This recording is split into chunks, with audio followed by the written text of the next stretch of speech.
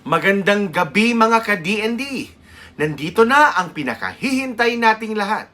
Tayo ay nakapili na ng 3 followers na sumali sa ating Pet Kwento Contest at ang bawat isa ay mananalo ng 7,000 pesos. Imagine, 7,000 pesos! Excited na ba ang lahat na malaman kung sino ang nanalo sa ating Pet Kwento Contest?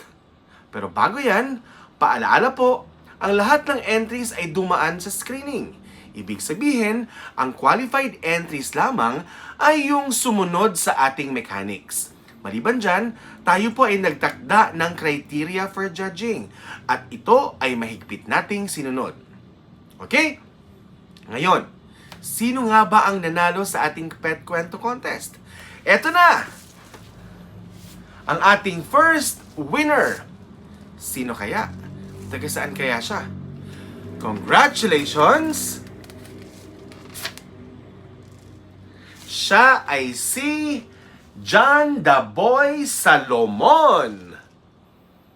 Congratulations sa iyo. Ikaw ay nanalo ng 7,000 pesos. Sino kaya ang ating second winner? Sino kaya ang mananalo ng 7,000 pesos? Siya ay si... Congratulations, Samfi D!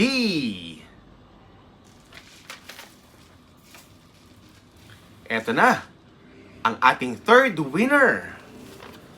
Ikaw na kaya? Sino kaya ang ating third winner na mananalo ng 7,000 pesos? Congratulations!